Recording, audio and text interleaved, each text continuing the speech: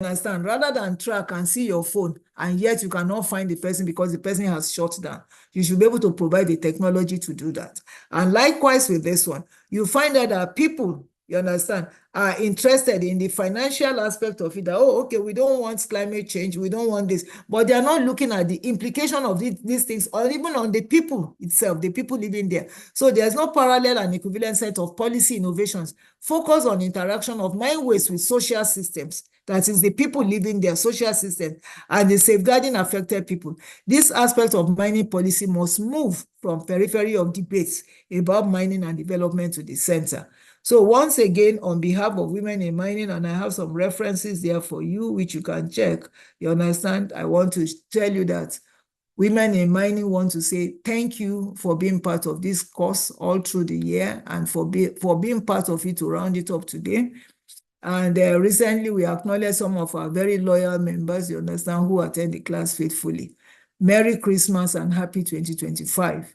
It will be my privilege now to call on our guest speaker, Dr. Mrs. Adedrigbe Badewa Williams, to join us, you understand, and make a presentation. Again, I have read her CV earlier, a short profile, because if you want to read her profile, I'm sure it will take the whole thing. So, but I think she can come on board, and then we'll give her the opportunity to share the screen. Thank you. Yeah. So you suspend your questions till after. If you have questions, we take the questions after her presentation, because I know we are all in holiday mode, so we want to close quickly today. Thank you. Thank you so much. That was beautiful and very educational for me as somebody who is new to mining. When you invited me to come and speak, I was like, to students of mining, I don't know if I can do justice, but I was like, okay, let me just take it from the perspective of an educator, yes, but of an investor, because of the Nigerian Diaspora Investment Summit, which I'll talk about as we proceed. So thanks for the opportunity. And I do have a couple of people who may be on here who I specifically invited because they're investors in the solid mineral, the extraction industry generally.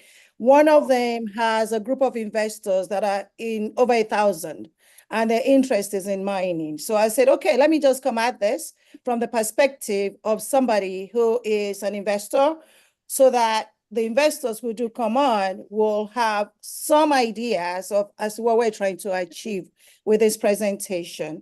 I need permission to be able to share my screen, please. And for those of you who are expert on this, just bear with me. And the host isn't allowing multiple people to share. I've allowed you to. All right, thank you so much. All right, I tend to speak a lot, so I'll try to not speak too much. Can you see my screen now? Yes, we do. All right, Yes, so, ma'am. all right, so the title is Empowering Women in the Mining Industry. If you recall, when my sister, Engineer Janet, read my profile, you see that I was a co-founder of Association of Female Agripreneurs. I'm a feminist. I believe in women power. I also believe in women empowerment. Why am I saying this? Because when we started the NDIS, we noticed that the most sought after sector was the agri-sector, agribusinesses, right? However, there were no women pitching. So my colleague and I, my sister and I, we looked at the picture and said, why are women not in the room? The women are the predominant farmers. You know, yes, the men are the one earning the income, but the women and the children are the ones in the farm actually doing the work. So we said, no, we must rectify this. Inclusivity is the order of the day, as in diversity. So we said, we must gather women together to be in the room and pitch about their agribusinesses. They need the support more. So when I saw that this is about women in mining, I got very, very excited. So my objective is definitely to empower women to navigate the challenges in mining. There are many, many challenges, and most of which have been addressed in the previous presentation. And another objective is to inspire entrepreneurial ventures in this very male-dominated sector. A lot of people do it just because they want to earn a little bit. But let's start looking at it as a business. And let's become entrepreneurs, dreamers and doers. We can do it. If the men are doing it, women can do it as well. So we need to change the status quo. We need to disrupt that a little bit and have a seat at the dining table in the mining sector. And then what are some actionable strategies for success? Some have been shared already, and I'll try to not spend too much time. So the message I want to get across to all women is women can redefine mining through innovation and leadership. These two are critical. A leader is the one that can get others to share in the same vision. So women, as we are natural leaders in our respective roles as mothers, sisters, and wives, we lead our families. Men may not wish to admit this, but when you think about it, it's the women that are the decision makers. They just go to the men to affirm the decision they've already set up. And why I say this is when I was growing up, my mother was a very, very powerful, very strong personality. And I recalled she'd never asked for permission to do anything. She just did. So one day, as a teenager, I asked my mom, I said, how come you just do things? You don't let Papa, have an input. She said, there's a story when she was growing up that there were some women at the pond. They were washing their clothes and discussing different situations, different things that happen in the house. And in that community, in that communal environment, women were giving each other advice as to how to manage situations with their husbands. So she said the best thing for her to do is to just go ahead, let him say what he wants. By the time she interjects from the advice gotten from the other women at the pond, she was able to have her way. So she said, sometimes you just have to pretend like you don't know, but then when you do, they appreciate that fact. So women can redefine mining through innovation and leadership. We as leaders can definitely do this. And some of the innovative strategies have been shared, but we'll proceed and proceed with more. So what is the overview of the mining industry in Nigeria? Coming into this as a novice, I just basically did some digging up. A lot of people have come to me over the years. We've had the NDIS for 7 years now. Each time an investor wants to invest in a certain sector, after the summit, they normally come to me and say, we're looking for investment in XYZ. And one of the sectors I've gotten quite a few interest in is the mining industry. And what I do is I just put the words out. I put through all my platforms, say, I have an investor who's interested in mining. Can somebody recommend, or do you have a business in mining?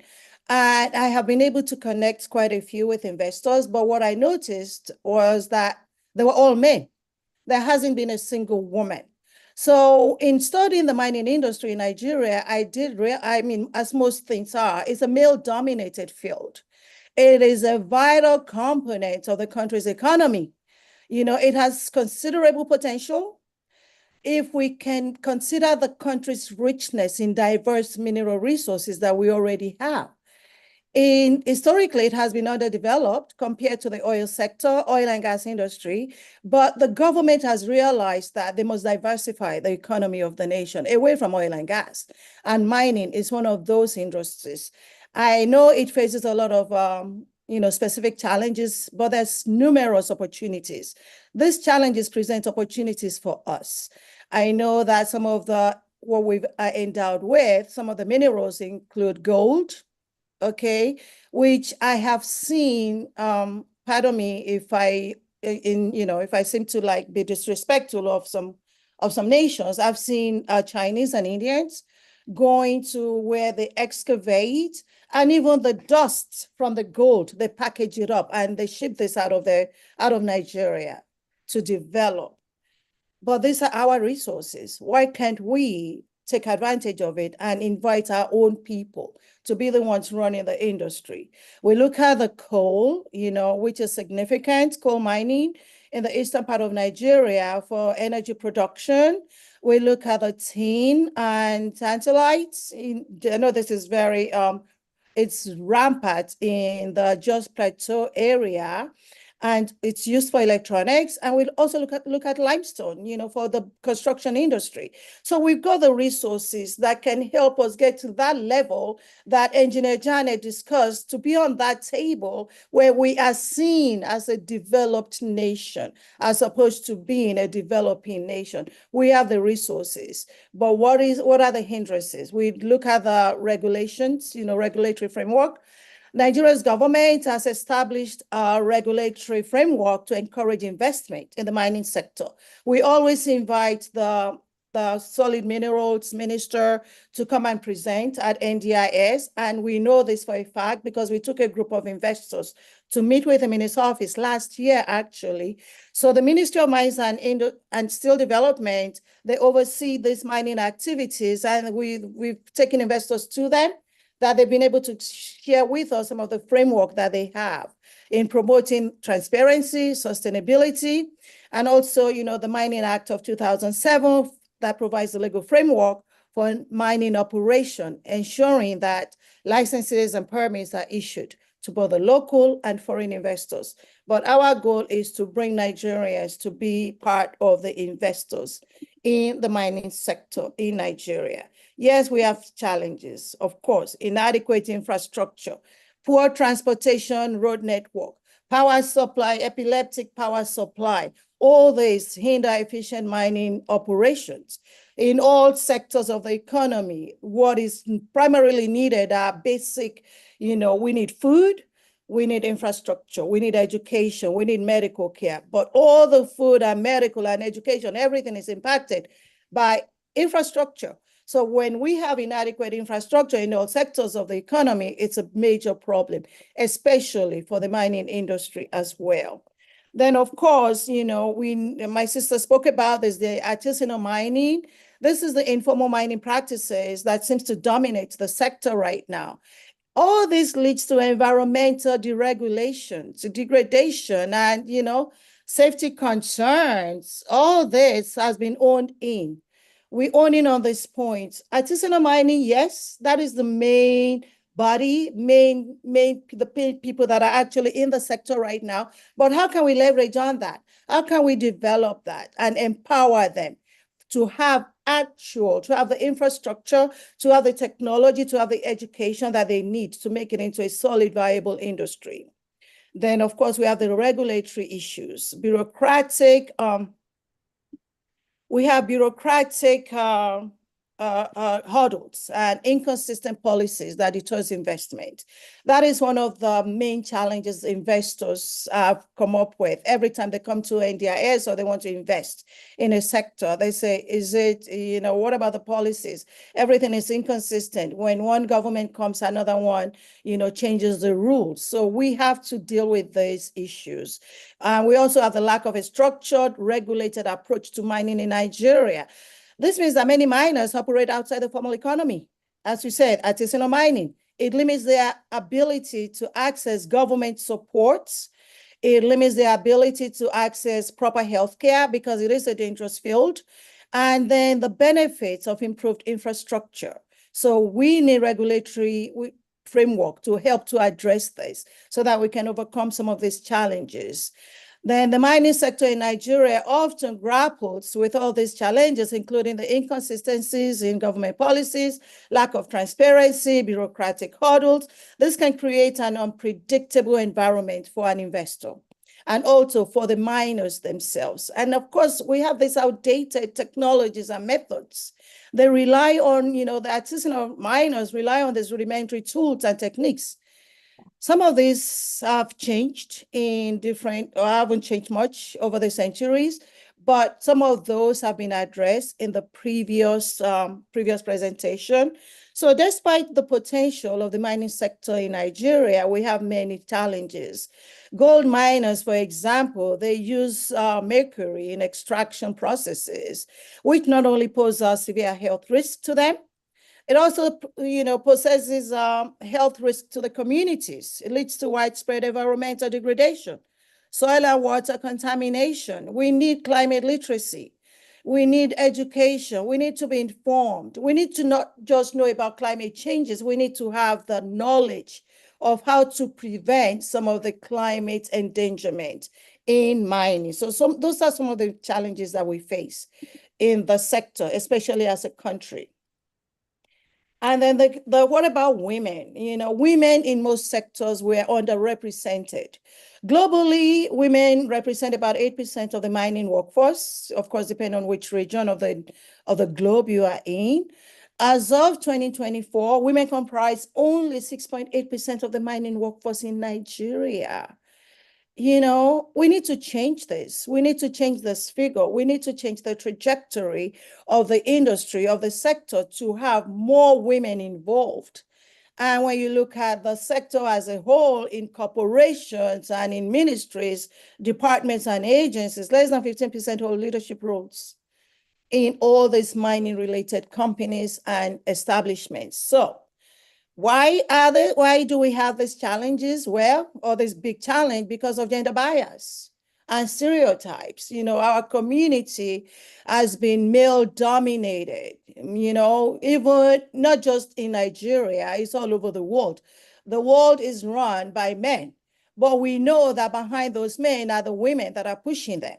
So because of gender bias and stereotypes, we get to be relegated to inferior roles in the sector. But we can do this. We can change this. We can take on the leadership roles by becoming entrepreneurs in mining. We have limited access to resources. Yes, just like with the women farmers. They were in the farm. They didn't actually have the information about how they could get resources, technical partners or financial resource. So the limitation for women is there. And most of this is because of lack of knowledge. So that is why such organization as Women in Mining in Nigeria is critical, and it is essential for the growth of the sector. Lack of mentorship and networks. Again, Women in Mining is filling this gap, but it's not enough. We need to do more. We need a lot of awareness and a lot of amplifying the voices of the women miners. And this organization can help in that regard. Then, of course, the workplace safety and cultural barriers. These are major, major, major challenges for us. Okay, the untapped wealth of Nigeria's mining industry represents both a significant challenge, but it is also a remarkable opportunity for economic transformation. The current dominance of artisanal and small-scale mining is a double-edged sword, we know. In one hand, it provides employment. Yes, the women are working there as well, but not enough. It provides livelihood to millions of Nigerians, particularly in the rural areas where other sources of income are limited. But let's take the front seat. Let's bring the women to the table. Let's bring the women as leaders in this sector so that they too can be part of changing the narrative of Nigeria. So there's a lot of opportunities for investors in mining, a lot of opportunities for entrepreneurs who have interest in the mining sector. And even like for me, my interest had just been in how can I support all these different sectors in Nigeria. But based on my invitation to this platform, I am committing myself to becoming one of the movers and shakers of the mining industry in Nigeria as a woman. And I'm committed to just also inviting more women to join this movement so we can change it. So we talked about the challenges for women, talking about gender disparities. Women are significantly underrepresented in the mining sector. They face barriers to entry. They face barriers with promotion and retention in the workplace.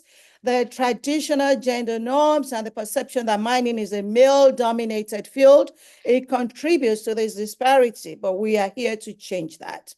Studies also indicate that women often face discriminatory practices in the workplace, including bias from trade unions, which may not support female workers effectively.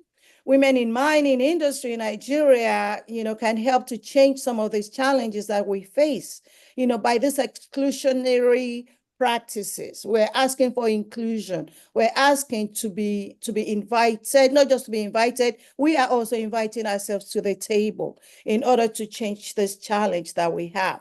And of course, the cultural barrier, which is the way we grew up, it's like it's a male-dominated world where we live in. So in certain regions, societal norms prioritize male empowerment and male employment in mining as opposed to women, because they think women should not be in the field.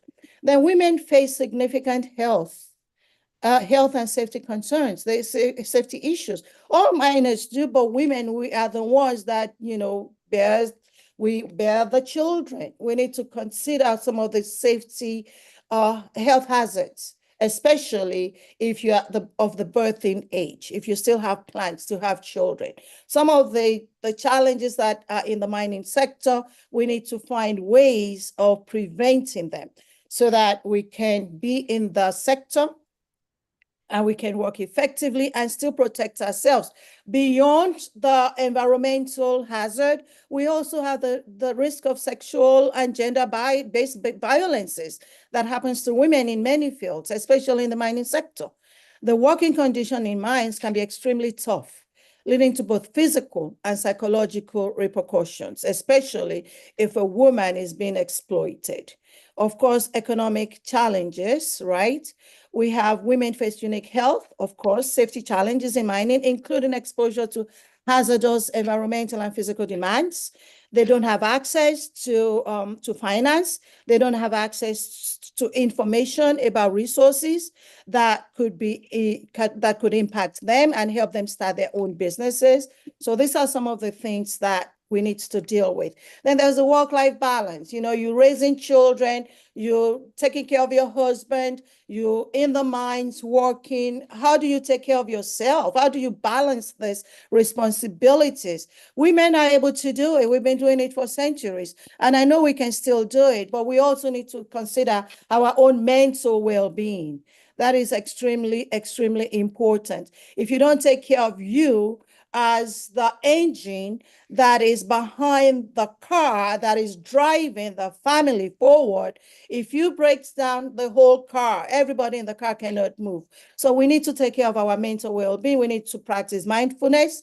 We need to know when to seek for help. We need to know when to go to the doctors. So these are the challenges that women face, that they need to be able to create opportunities for them to overcome so that they can be recognized in the industry.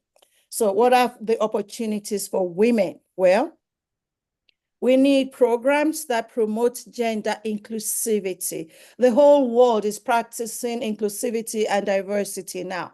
Any work you apply to will ask you, some work will actually demand that you have a certificate that shows that you've been trained in diversity and inclusion. So the Nigerian government, though they have recognized the need for gender inclusivity in the mining sector, programs aimed at empowering women through training, access to resources, and capacity building initiatives are increasingly being developed. And also we have a lot of international bodies that are helping with these programs, this gender inclusivity program. So that's a great opportunity right there for us to join the bandwagon.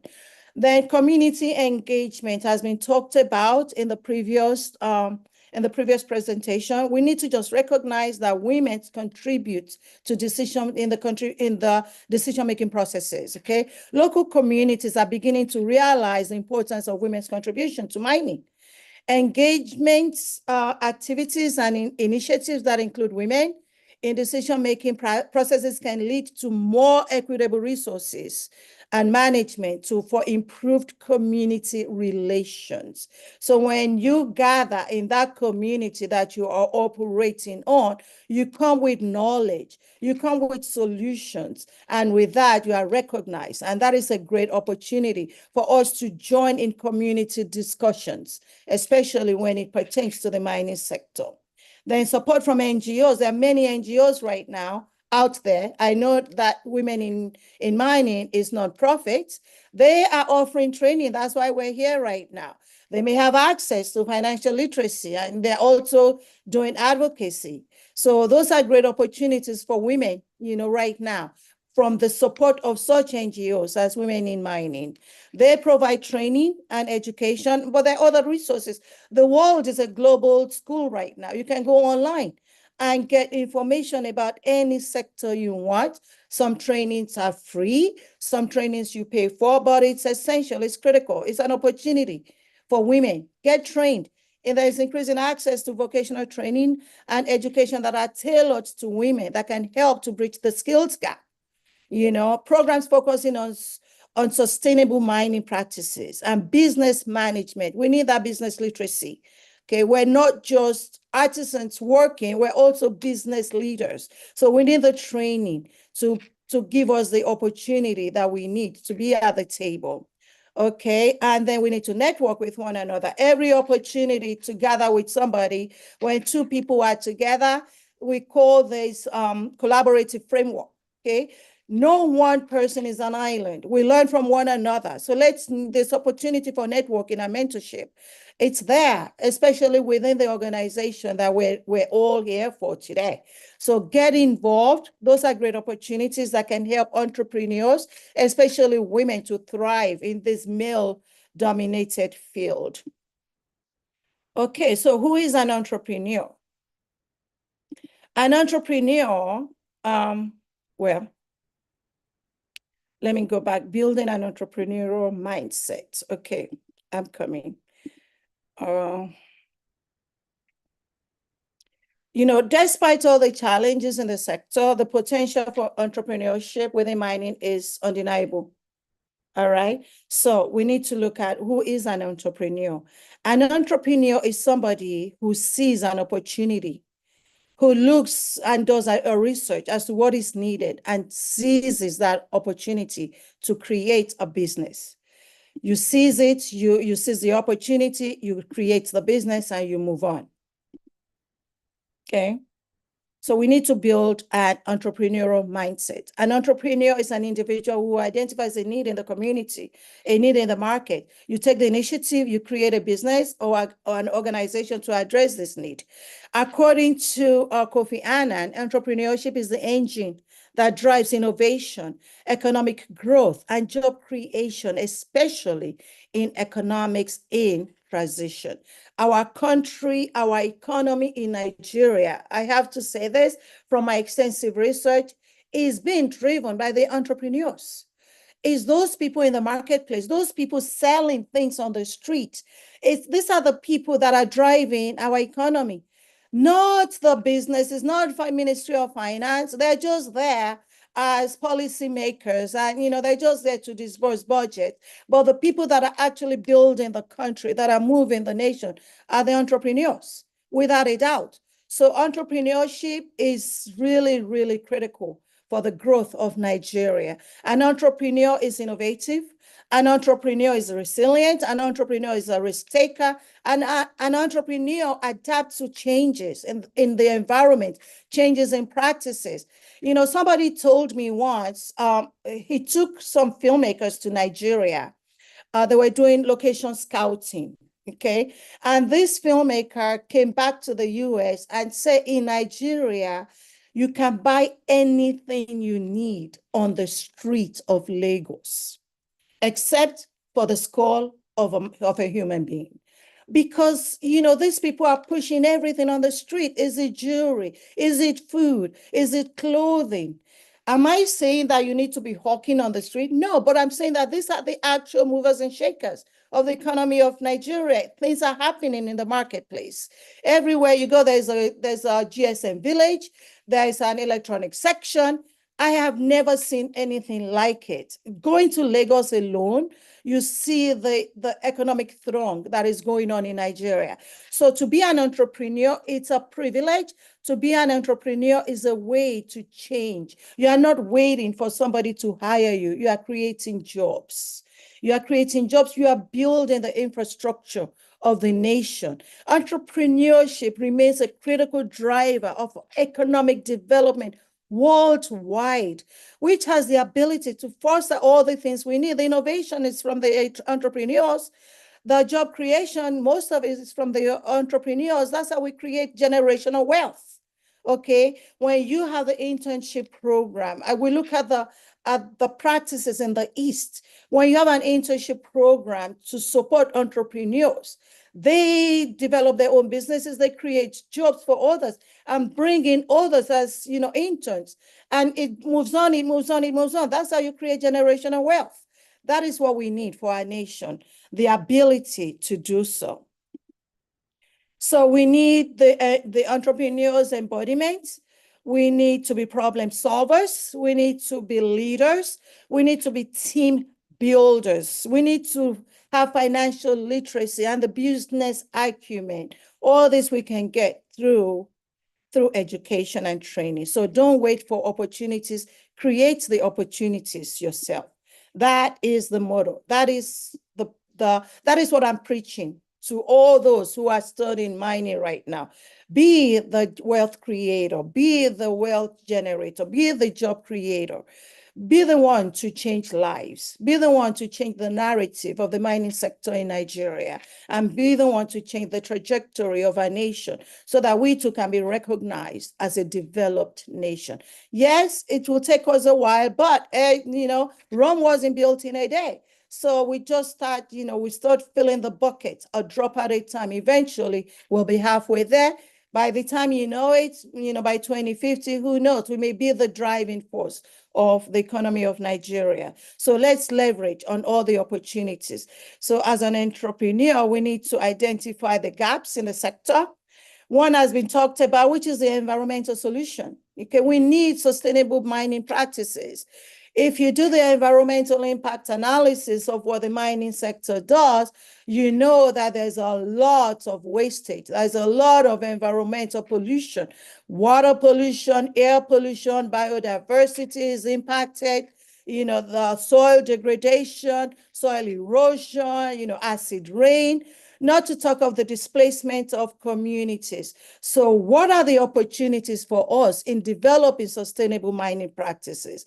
Are you going to create, are you going to create an innovation that would help to solve some of this? So we need climate literacy. We need to know what's going on. We need to know how to mitigate some of the challenges. So addressing this environmental impact requires implementing sustainable mining practices, enforcing environmental regulations, okay, and engaging local communities in decision-making processes related to mining operations. One thing about NDIS, which I'll talk more about towards the end, when most people who come to NDIS, when they're pitching, there's always like questions about uncertainties, about policies. And I am so proud to say that a lot of policies have been changed, especially by the previous vice president when he was in charge of the economy, the ease of doing business in Nigeria. Through some of what had been raised at NDIS, some policies have been changed. So coming to you have a voice. Bring your voice, speak it out, and let's engage the policymakers regarding some of the policies that we need to enhance the sector. They will listen because they're all there at NDIS. Also, another thing, which is the power of NDIS, is I'll talk about Ondo. When Ondo came in 2022, they were developing their seaport. And they had numerous challenges, of one of which was, of course, investment in the sector. When they presented at NDIS in 2022, with a reception from the federal government, with a reception from investors, the federal government approved the Ondo Seaport project. So there are opportunities for us in mining. Come to NDIS, present some of the challenges, voice out what is required from the federal government, they will listen, and we can effect change, speaking with one voice, okay? Then, of course, opportunities with safety technologies. Okay, what are there? What can we do? For what are the innovations that we need for a safer workplace? So if you're an entrepreneur, start researching and develop the solutions. Let's talk about the supply chain logistics management. What can you do? Is it in the transportation? Is it in the exportation? What do we do? How can we leverage government and industry programs? How can we have mining focused accelerators, government grants? How can we request grants for women specifically from the federal government? The Bank of Industry is there. There's so many. And we can, and you can pitch. And, some of the organizations, we have companies like Afrexim Bank coming to NDIS to say, who are those who need investing? What are the credible investment opportunities? We know that mining is major. So that's an opportunity for miners right there. All right. And then, of course, we talked about government grants, right? The Nigerian government offers various grants and incentives to support mining activities. Go to the Ministry of Mines and Steels Development. They provide funding for exploration and for capacity building. We have development finance institutions, like Bank of Industry, and then the Nigerian Export-Import Bank that's there to provide financing options for mining projects, particularly those focusing on exports. We have the Nigerian Export Promotion Council there. Go to them. We have the Nigerian Investment Promotion Commission. They are there to help access funding.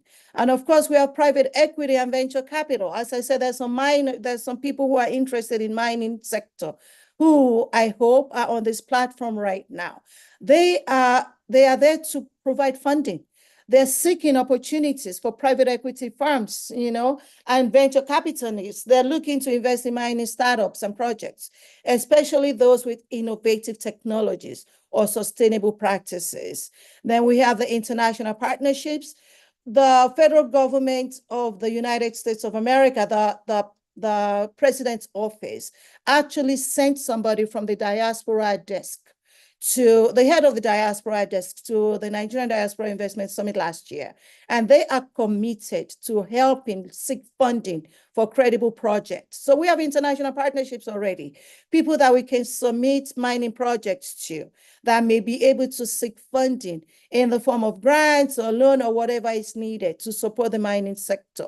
Then there's crowdfunding. We have crowdfunding professionals that were also at NDIS, but you don't need to be at NDIS to find a crowdfunding organization that can support your initiative, okay? We have the Nigerian Diaspora Investment Trust Fund that I'm proud to say I initiated, and it's been given a seat with the federal government, NIDCOM, Nigerians in Diaspora Commission, put together a committee. They developed the white paper. They submitted it to the federal government. It has been approved. That is an area where you can crowdfund for investment opportunities for mining projects. So the opportunities are there. We just need to know where to look. Okay, so what else? We have trading opportunities beyond the fact that we're looking for funding. Mineral exports. Nigeria has a variety of minerals like gold that can be exported, limestone, coal. It can be traded internationally. Exporting these minerals can be profitable, especially with rising global demand. We know that, and I know that because a couple of the people that I invited to this Zoom conference today have that interest. They're looking to export. Then we have our local market supply. There's a growing demand for construction materials. We're talking of limestone and granite for local infrastructure projects. So if you're in that realm, there's opportunity for you within the local market already. Then, of course, the artisanal mining, though it's informal, it provides opportunities for small-scale operations to operate and trade minerals locally and internationally as well. Then there's the need for equipment and services. As the sector grows, there are opportunities in trading mining equipment, providing services, like geographical surveys and offering consultancy, especially environmental protection, environmental impact analysis. We need credible people to do this because climate literacy, as I keep saying, the world is changing. And all this excavating is impacting our world. Anything that happens in Nigeria affects the whole world. Anything that happens in mining all over the world affects everybody. globally. It affects hurricane, it affects earthquake, it affects, volcanoes, it affects everything. So we need experts in that field, and you can make good money, doing things within being an environmental specialist. Okay. So, sorry. So with a global shift towards sustainability, businesses that focus on eco-friendly mining practices and technologies can find trading opportunities, both locally and internationally. And overall, while there are substantial opportunities in the mining sector, potential investors and entrepreneurs should conduct thorough market research and consider the regulatory environment before pursuing these opportunities. It is important that you have the knowledge. Don't jump into it blindly. Knowledge is key. Education is key. All right. For women, though the opportunities I spoke about generally is for all people. But for women, with our opportunities for empowerment program. Initiatives focused on women's empowerment in artisanal and small-scale mining have shown promise. Education and training programs aimed at upskilling women can improve their employment prospects and income. Reports suggest that targeted support can lead to significant improvement in their working conditions and livelihood. Regulatory advances, progressive legislations aimed at promoting gender equity in mining. As we said, the Nigerian government is aware of this already. They're taking steps, and we need to push that, okay? Because we, as women, need to be at that table making decisions. So the regulatory advances is there, giving us the opportunity to be part of the decision makers. It's to help us improve workplace conditions, encourage recruitment of women. Companies are increasingly recognizing the importance of diversity and the benefits that women bring to the workforce, which can enhance productivity and company culture. You bring a woman to a company, half of the problem of that company is solved already, okay? Then, of course, the growing representation of women in leadership positions within mining companies is gradually increasing.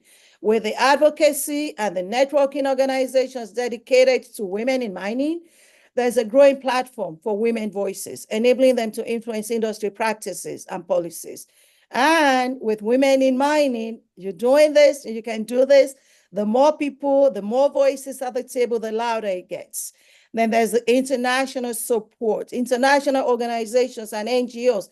Even when they want to give you grants, they'll ask, what percentage of your organization are women?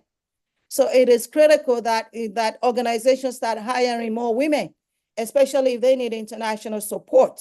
So NGOs are increasingly focused on supporting women in mining through funding, through education and advocacy. The World Bank, for example, is exploring ways to improve the inclusivity of the mining workforce by prioritizing, I said it again, prioritizing women's participation in development projects. The artisanal mining innovation, women working in artisanal small-scale mining, they can improve their practices through access to technology and sustainable mining techniques, leading to enhanced profits and reduced environmental impact. So lots of opportunities for women to jump into the bandwagon and become a part of the decision making. Okay, so importance of networking and mentorship, we talked about this. Building confidence and leadership skills. Okay, we need to know that we can do it. We need to believe in ourselves. We need that confidence to know that we can do it. But if you don't have the education, you don't have the skill set, you will lack the confidence. So in order for you to become a confident person, to speak eloquently, efficiently, and effectively, you need to develop your own skills as a leader and as an entrepreneur, especially sector-based entrepreneur. So facilitating knowledge sharing among women in mining. When you join organizations where these networking activities are going on, you're empowering yourselves. That's the whole essence of networking. Come together, put heads together, build together, solve problems together. Alone, you can go fast, but together you can go much more farther. So that is the goal for networking. All right. So there's some successful women in entrepreneur. I'm sure you're familiar with some of them. What I like to charge us with is to identify some, use them as case studies. Study how did they get to where they became leaders? How did they get to the position of disrupting the status quo, of developing their sector? How do they become such powerful women? So I'm going to challenge every single one of us. Identify that could be your mentor. Okay, that could be the one practice that would help you, that will help just thrust you into that position where you are motivated and you are inspired. Success is achievable with the right mindset and with the resources. These women obviously achieved these. Let's use them, let's learn from them, and let's grow from that. Okay. Strategies for success. Strategies for success, of course, education and skill development, increasing access to vocational training and education that is tailored to women. This can help bridge the skills gap. Programs focusing on sustainable mining practices and business management. Not just about mining, also about business management. That's why we talked about financial literacy. This can empower women and enhance their roles in the industry. We also have, you need to pursue industry certifications. If there are certificates you can earn for somebody who is in mining, pursue that and earn that. The more you have, the better. It just shows that, we're all professional learners. If you're in a skill, if you're in a sector, you should become a professional learner. As I'm talking to you, despite all my degrees, I'm still taking classes because, technology keeps changing.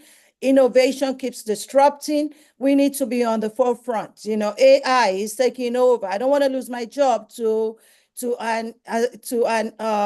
artificial intelligence. So I need to sharpen my skills. So I need to continue to pursue my industry certifications, and so should you. Pursue technical skills, leadership programs, and continue to learn. Don't stop. Get trained on financial literacy and even on advocacy. How can you advocate? Get training that is critical for that. Various non-government organizations are active in Nigeria. Those who support women in mining, they offer training programs. They offer financial literacy programs and advocacy programs for gender equality within the industry. Do your research, find some, and join. Network. Get a mentor. Join Women in Mining Association if you have not done so. Okay, look into your local communities and check in there. Realize the importance of women and how they're contributing to your local community. Engage with them. Okay, discuss with them. Come together. Anytime there's a roundtable discussion in your community, be a part of it. Anytime you have like a local area council meeting, be there, be a part of it. This is knowledge, this is research, this is how you empower yourself so that you can speak authoritatively about what's needed in your community, especially as it pertains to your industry, which is mining. Of course, advocacy building, we talked about this, access information on programs that promote gender inclusivity. As we said, the Nigerian government has recognized the need for gender inclusivity in the mining sector. So look for programs that enhance that. Look for access to finance. Overcoming the funding challenges through strategic partnership. Maybe you don't have enough experience from partnership with somebody who does. Work together. Go to summits, pitch, and pitch with credibility. Apply for grants, pitch effectively, write effective proposals that's tailored to what the grantor is looking for. And if you cannot do it, hire somebody to do it for you. And you can also explore microfinancing. Okay, there are opportunities for that. Leverage technology, stay competitive through innovation, and work-play-life balance is critical. When you join a network, you build a support system. When you have people in your community that you discuss with, that is a support system. Those are like the women in the pond. They're the support system for each other in those days. You have networks like, Women in Mining now. Join and be a part of it. It helps you to have that work-life balance. And also think about your mental health. This is critical. A lot of us don't think about it, but what happens around us affects us, especially with some of the challenges that we women face. So we need to think about our mental health. I tell people as an educational therapist, I tell parents, so if you cannot take care of yourself, you cannot take care of your child with special needs. So you got to take care of your own health, okay? Your husband will not say, go and see a doctor. You need to know when you need to go and see a doctor and do it. You need to know when you need to take that time out. Okay, just that 30 minutes. Tell your family, don't disturb me. I need to meditate. I need to pray. I need to relax. I need to read a book. Even if you have to have a glass of wine, do it. Whatever it is to help you maintain that stillness, to rebuild yourself so that you are more energized, you are invigorated to go back and achieve what you need. Mental well-being is critical for work-life balance. So we need to recognize that, and that would assure you a road to success. So what is the action plan?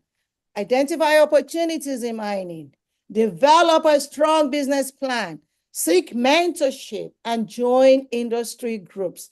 Seek funding, secure funding, take risk, be a risk taker. If you're not a risk taker, you cannot be an entrepreneur. Seek support. There's so many people that tried 100 times, but don't give up. You know, I remember the story of Michael Jordan as a successful basketball player. He was rejected so many times for playing basketball, even in high school. So what did he do? He started practicing. He said he practiced over 1,000 times.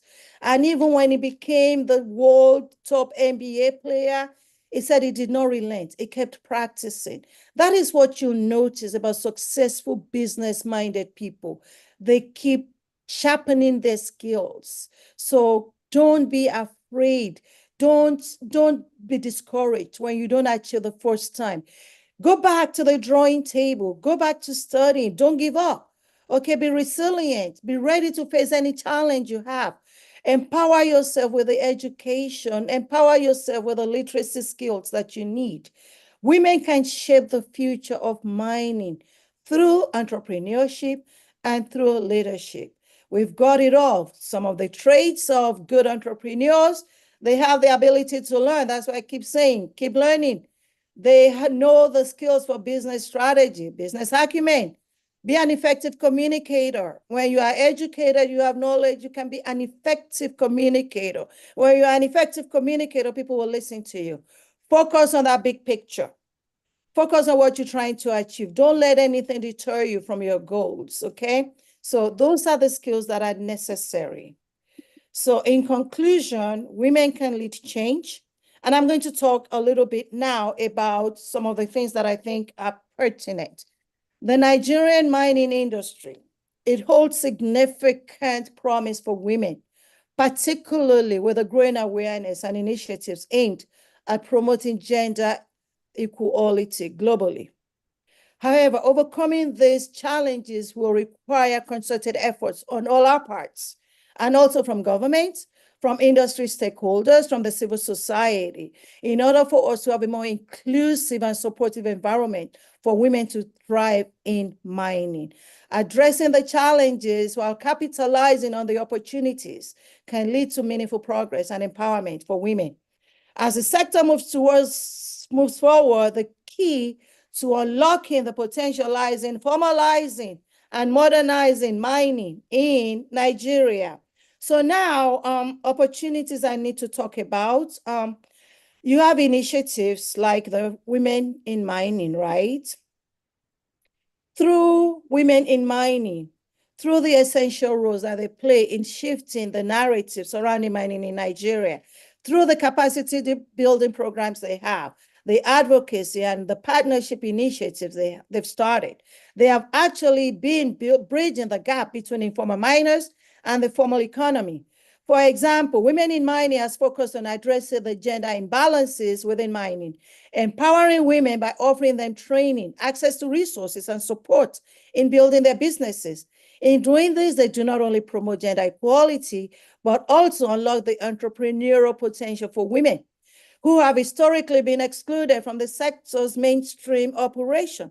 The success of such initiatives shows that mining in Nigeria can evolve with the right support, enabling women and youth to overcome the barriers they face and thrive within the industry. In the same vein, the Nigerian Diaspora Investment Summit, which is a nonprofit of some of us from the diaspora who came together to say, how can we empower Nigerians? How can we contribute? How can we support Nigeria youth and Nigerian medium, small, micro, medium, small enterprises? How can we support them? We believe that by inviting the Nigerians from the diaspora and friends of Nigeria who have interest in businesses in Nigeria, by creating a platform for them to come together. If you have a business, you're looking for investors, you're looking for technical partners, you're looking for mentors, come and pitch at NDIS. If you are an investor, come to NDIS and listen to some credible pitches. We believe in do not give people fish, teach them how to fish. We know that, opportunities are not always there, but we've created the opportunity for everybody, and mining is one of the extractive industry is one of the sectors that we focus on. So if you on this platform, you have a business, you're looking for partners, you're looking for investors, come and pitch at NDIS. Some of those potential investors are listening as we speak right now. So by facilitating dialogues also between Nigerian government, the diaspora, and the local business leaders, NDIS helps to create a roadmap for sustainable growth within mining as well, ensuring that the sector contributes meaningfully to the national economy, while also addressing issues of inclusivity and sustainability. So with both, working together, with us putting hands together, let's build mining, women in mining, and we can change our stories. So I will now stop and take questions and or overall questions. I'll actually defer now back to my dear sister.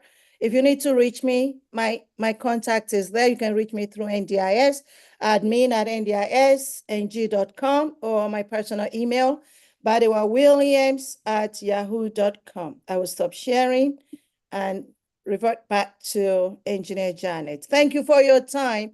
I didn't Thank you. watch. I hope I didn't go too much. Don't worry. Don't worry. We enjoy. Let me number one commend you for your mastery of the subject, because I know mining, it only shows when you are educated, every shoe fits. And that's the truth. You said it all. When you are educated, every shoe fits. I'm so happy to have invited you, and I'm so excited with your presentation. And permit me to let you know that on this platform, you have people from all over. Excellent. Because Women in Mining is a member of the Africa Women in Mining Network and West Africa Women in Mining. So it's a consolidated forum. And I will just quickly call on Matilda. Matilda is another smart woman from Africa, who I know is driving her entrepreneurial skills in mining excellently. Matilda, maybe for 2 minutes, you can just quickly share what you do and how you can encourage people who are listening before I come back to our main speaker today. Matilda, can you come online? Can you please unmute her? Matilda, okay, yeah. That's my beautiful sister. That's my beautiful sister. Good evening, Madam Janet. Yeah. Good evening, everyone. Am I audible? Can you Yes, hear me? you are. Yeah, we can. Yeah. Okay. So my name is Matilda from Dar es Salaam in Tanzania. I'm in the mining sector for the past 14 years, and currently I'm a co-founder and co-founder and CEO of Wimti Jewelry. It's a luxury jewelry company that makes luxurious jewelry pieces from women mined gemstones in Tanzania, Mozambique, Zambia, and Kenya. So we get our material from women miners in the communities, and then we turn them into wearable pieces. And everything is done here in Tanzania, and everything is in-house, from cutting, from polishing, cutting, designing, 3D printing, and setting and marketing, the whole value chain across gold, silver, and gemstone. But I'm also Executive Secretary of Tanzania Women in Mining and Mineral Industry, TWIMI, which is a platform for women in mining and youth in mining in Tanzania, basically to help women and youth enterprise within the value chain. So we have women miners, women in mineral value addition, women in mineral trading, women who are service providers in mining areas, but also women who are in mining professions, and youth or the mentorship program. I'm very happy to be here, and I'm glad what I've heard that has been shared by these powerful women here. And the knowledge is so compact and extensive. What I can really share with you is, apart from on top of what has been shared here, is there are so many opportunities for youth and women in this in the mining sector. The only additional character or additional value that one might need to have is being agile, because so many opportunities are here, but not all the opportunities goes as a straight road. You need to move around with the trends. You need to move around by the wind. You need to move around with what is going on globally. So as to tap this opportunity that has been shared already by the previous speaker and by Madam Janet also, just being agile. Because yes, you might want to tap into the sectors into the sector, but you go on this route, but you notice this way doesn't work. You need to tweak. You need to move. So you need to be more like water than more like rock. So basically, that's what is needed. Because, for instance, I'll give you an example. For the pieces that I've won, it has passed through 15 hands.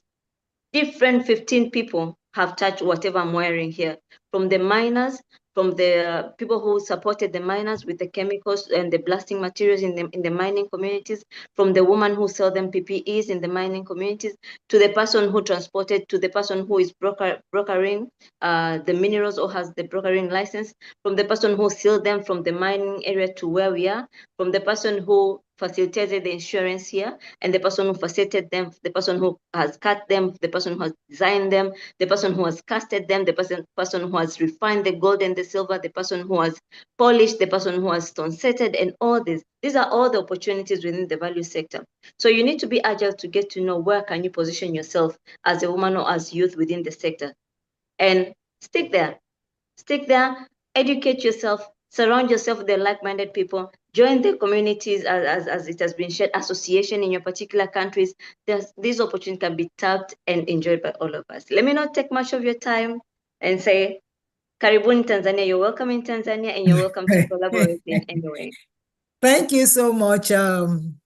Like I said, there's so much to share in this system. We welcome you. I know that my sister from Lesotho, but today is not the day of introduction. And just like she said, I'm so happy that you're able to emphasize the different hands, the different opportunities in the mining sector. In fact, you missed something when you were starting. What of the person who went to even do the exploration to know where the stones are? The very beginning. Exactly. But the people who did the exploitation, the people who did the processing, you understand? The people who did the environmental impact assessment. You understand? So it's like that. If I show you a raw stone, but I don't want to take your time. A stone was presented to, during the GGCE we had in September, a very ugly stone was presented to the permanent secretary. You understand? And I'm sure she will just look at it that what is it? Citrine from Zambia. You understand? So the Zambian group gave it to her. But I said, don't worry. We took this something. If I show you the beautiful product, 50 carats of citrine, how heavy it was coming out, that's good money. That is what it does.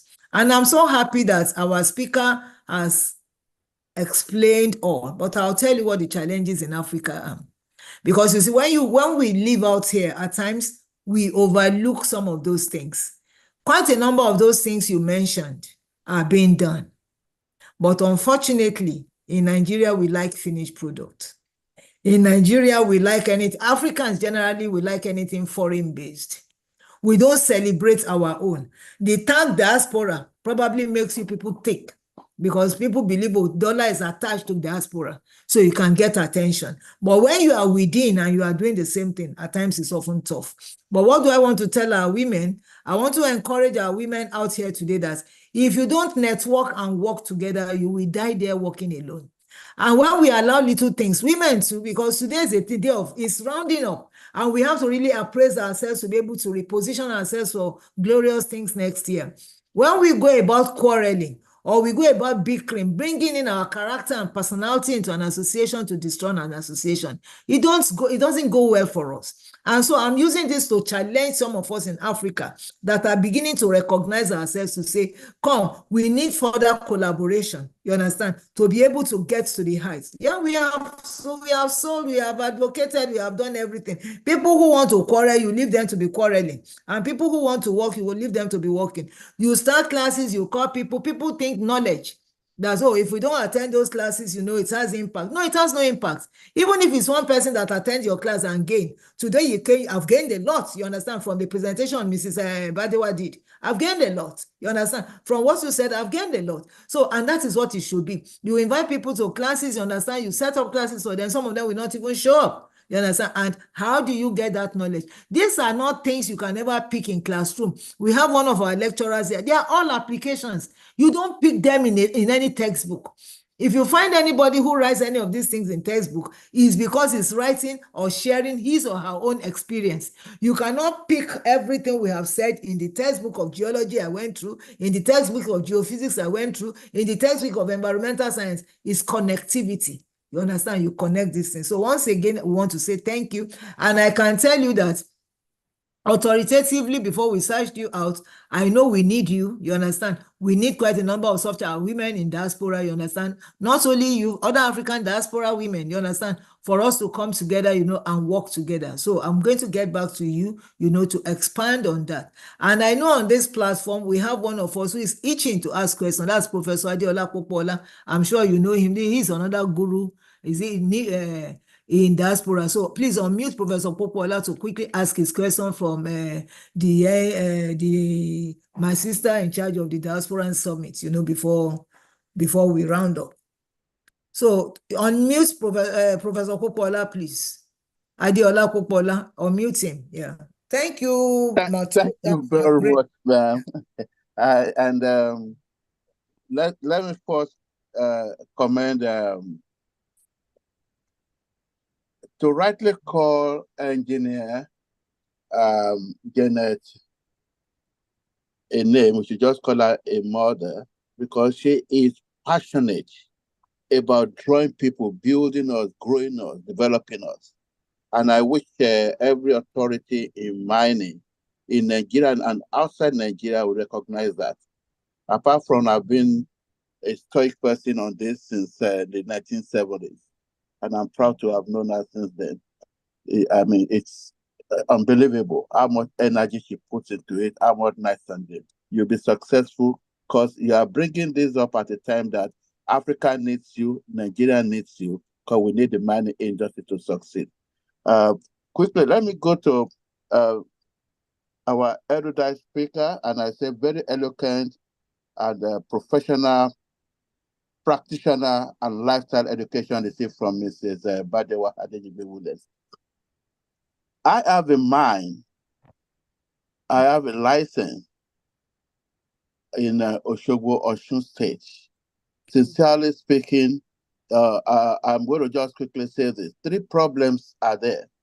And this is typical of every area where you want to get the stones for all these marvelous things that our sister from Tanzania has said. The value chain is extensive.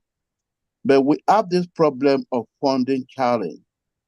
Mm-hmm. And it seems we do not realize, and in 2005, it was estimated that we could complete the mining within 7 years and we'll make a gain of about $200 million. And this is 2024. We are still doing artisanal mining on the little piece of rock. Okay. Just because of all the problems we put on getting things done. Now that women is available and strong and passionate, I want to say that we are ready to concede to women in mining. And I'm saying that from having spoken with several people in this industry, not just for their expertise, but for the diligence. We want to network and partner with you. And so NDIS in particular, for what you have said, how do we access granting through you? How do we get, this is it. We need number one, geological information. Okay. We have rudimentary one. The last time I had, what do you call it, a drone, and I sent it, and people said that, no, we need the one from the Canadian Institute and all the other thing. This is like child's play. And we actually saw we could map out what we are. We know the depth we are there. And all this, what do we need to impress on investors? And how do send grants through you, access grants through you for this kind of thing? I don't want to go too far, of course you are ready. Okay. Yeah, let me just guide you as to what to do. Normally, I do not solicit, I do not like personally entertain, except if it goes through NDIS. Why NDIS? Because NDIS partners with Nigerians in Diaspora Commission, which is the government of Nigeria. And they're the one that actually convenes NDIS.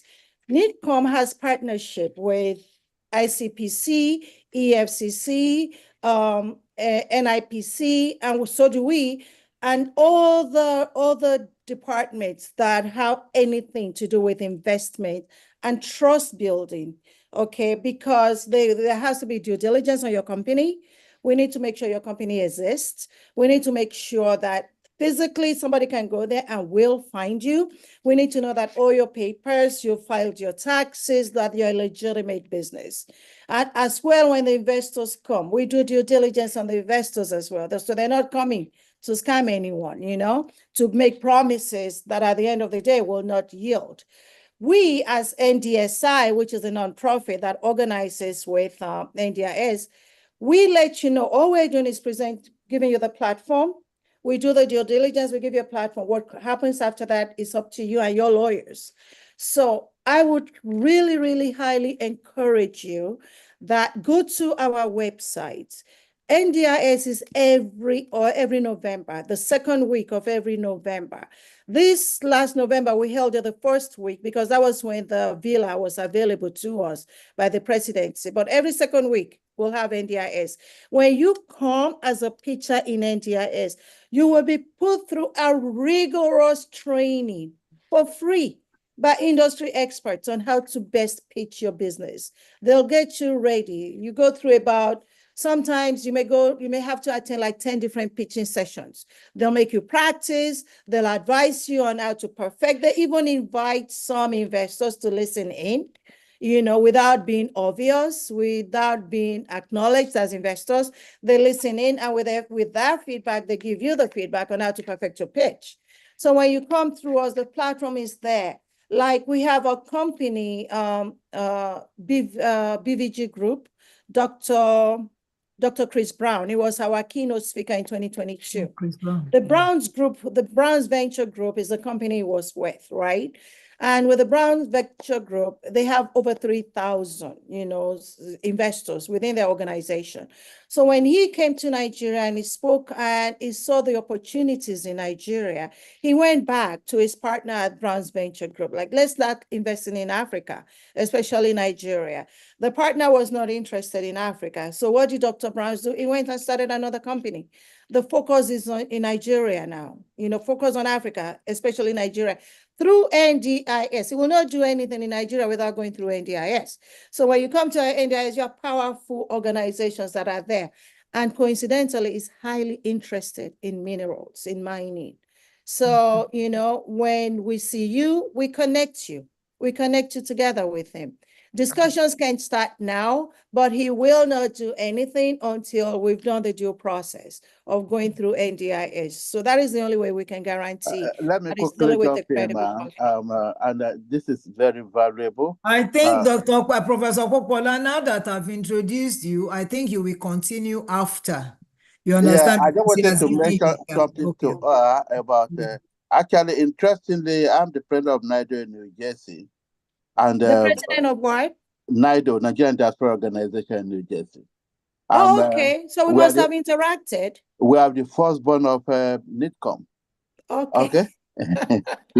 Okay. And the investment summit is part of what I send people to. I haven't attended by myself, but my brother have attended on behalf of my company and people from my jurisdiction. I'm the district coordinator of New York, New Jersey. Thank Okay, you. so I'm you. quite familiar, but a journey that I started in 2025, and I haven't made a step forward, even with that knowledge, says that there are still some agencies. I think now you will continue after. You have to attend understand? NDIS. I have to tell you, people are floored when they attend. They tell me they can't believe it.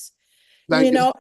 USAID was there this last year. The consultant from USAID came up to me and said, Madam, we always hear negatives about Nigeria. No one knows that such a positive thing is happening in Nigeria. We must spread the word for everybody. You'll be floored when you come to NDIS. We met some people from JCI informally at a gathering. We're all just having drinks together. We said, oh, I've heard about NDIS, but yeah, I don't think it's anything. I said, just come, give it a try. Just one day, just come. The man came and he was there every single day. And we're partnering with them now based on what he saw and witnessed at NDIS. You'll hear investors calling out, I'll invest in this, or I have X funding for this, and some are even giving grants. I have an NGO in Nigeria. It's a learning center for children and adults with disabilities. We were given, so 3-4 different people, spoke up, and we've received over 5 million in donation already from pitching at NDIS. And that was just because we weren't asking for much. So when you come, as you've been sending people, I hope they've given you the feedback. If you read the compendium on past events on our website, and also we're going to be publishing the success stories. And even NDIS is impacting other African countries now. We have people who met at NDIS and are investing together in Uganda. So many things are happening. So please do be a part of it. Be a real part of it. Don't only send people, be there to experience it. Okay, thank you, and thank you. Do we have questions from the audience? Any question? If you have it, we will just take 2 questions and close. Any question before we round up? Any question? Please, if you have any question, can you raise your hand or indicate? You want to ask the speaker, Mrs. Williams, any question? I can't find any hand raised. I hope I'm okay. It was explanatory enough. So once again, I sincerely want to say thank you to everybody who participated in this training today.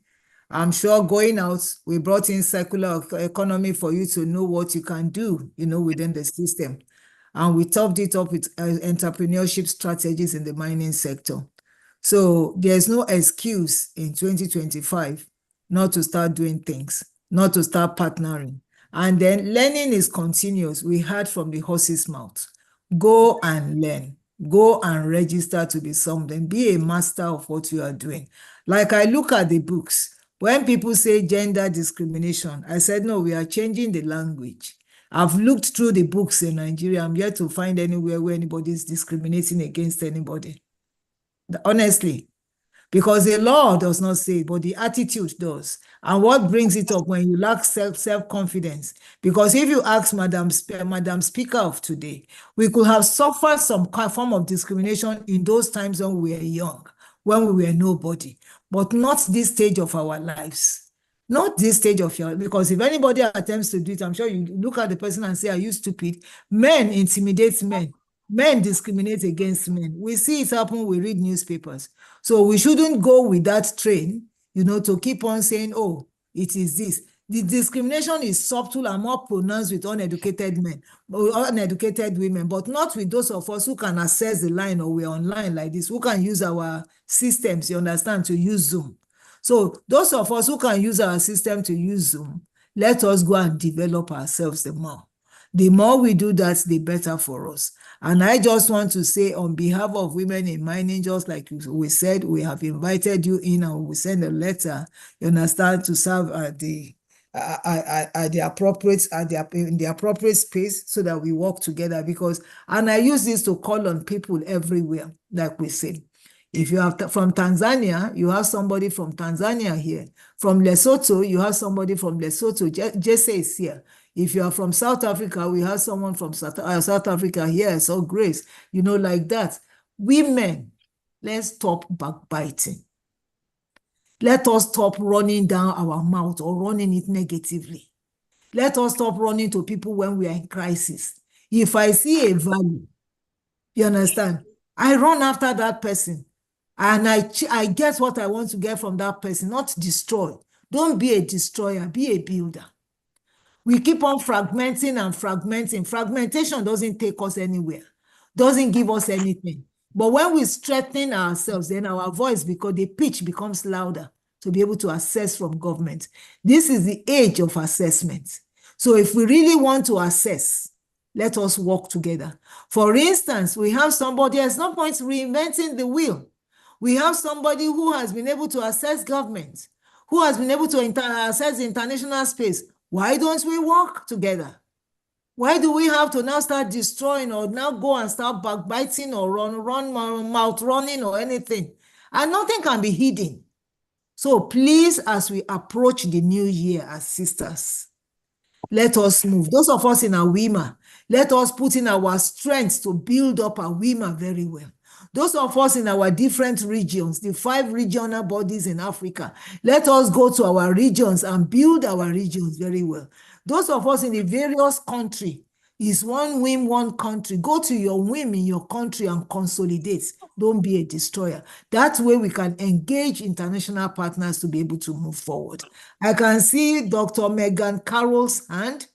You know, I called earlier, so we just give you a chance to ask your question. 1 minute and close, please. Yeah. Dr. Megan Carroll. Yeah. Yeah, more good. Greetings, everyone. More of a comment. This is very, very powerful because, like I said, it's powerful mining intelligence. And I don't remember, I don't know how to pronounce your name, the one that invited me. I'm still learning how to pronounce. I was in Nigeria twice this year, and as an investor, and actually I have a consulting firm that deals with large funders, hedge funders in the United States. I'm actually from South America, Guyana, but I've been in the United States for many years. And I've been to Nigeria twice this year only, and I saw how much potential. And I really believe that it's because Africans just do not, including myself, because I'm part of Africa as well. I found I was part Nigerian, my grandmother. So that was exciting for me. But we don't know who we are, especially as women. I think it's an identity crisis because we're not lacking anything.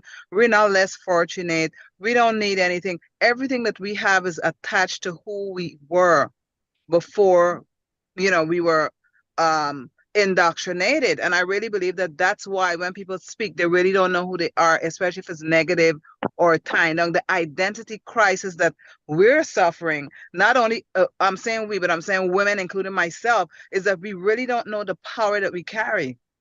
And I really, really believe that that's where it's going to end, a lot of struggles. The woman who is the educator, like I said, I'm learning names, powerful. Yeah, the one. You know me. Didn't I meet you? I think we did meet. Yeah. Yeah. So the way how you you explored and you deploy that information, I was in class today and I love it and it's coming from people that look like me. We might look a little different, but people that are, it's coming from myself, and I was able to embrace that. I'm actually sitting in my car full of toys because I love to give, there's kids here that I'm giving like 1,000 kids toys. So I'm actually sitting in my car and I listened on the ride down, and it was just, it was powerful because you know what? I'm listening to women who know exactly where the trajectory is going, where this world is shifting. The shifting has already been made. And what's happening now, we're realizing, we're waking up. We're just being activated. And that's what I felt happening here. We're being activated into bigger business realms. We have the stuff that the world needs. We're the ones who carry it.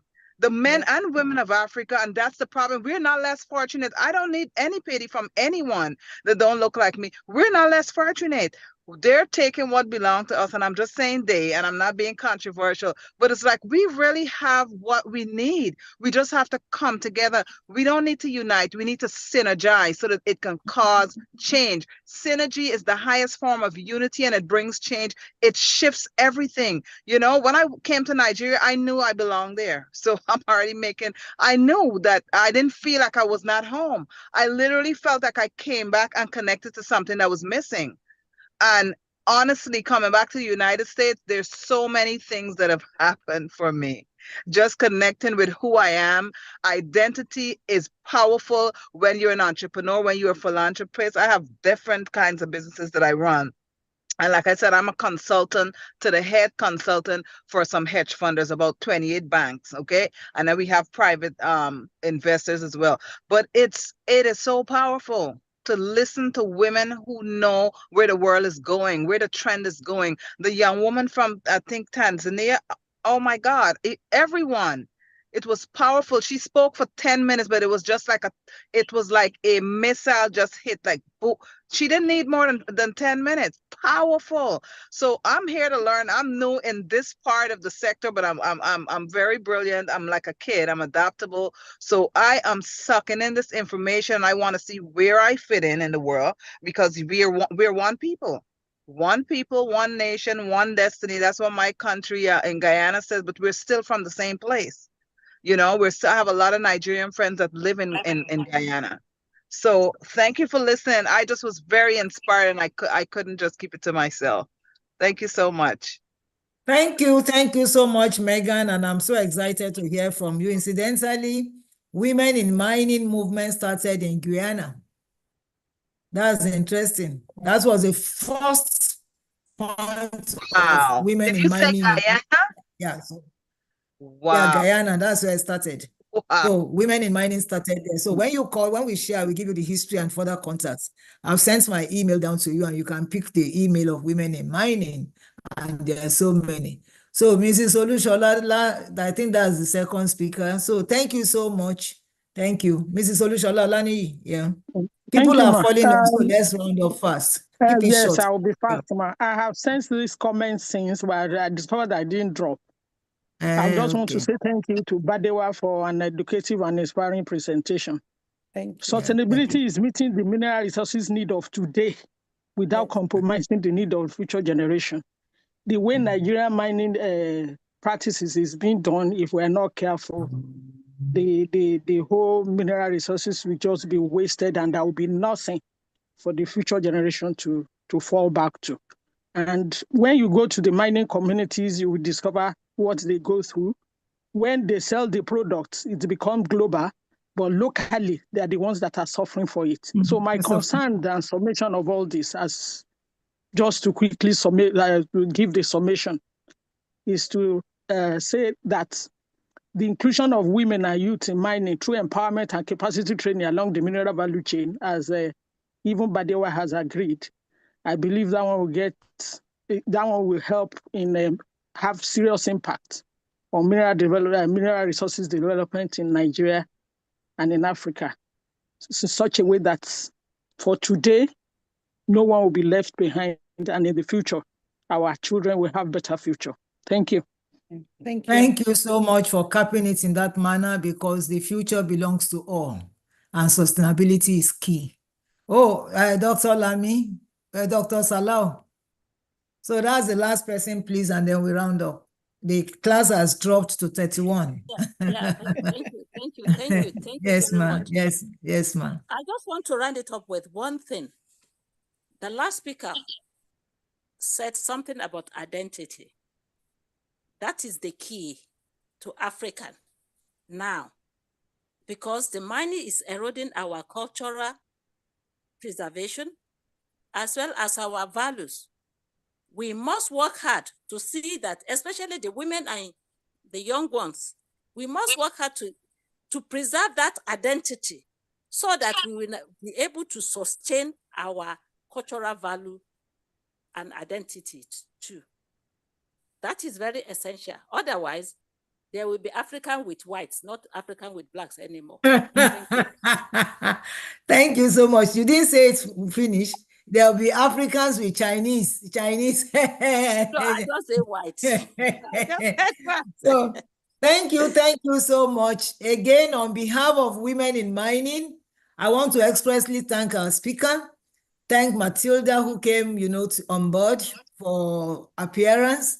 And then Jesse, I couldn't find you. I wasn't sure if you are still there, but to thank every one of us who have been dedicated members of this. Some of us did not miss any of the classes, the main classes all through the year. We commend you. And I'm sure you must have learned a lot, expanded your network and all that. As we go into the new year, we pray for God's guidance.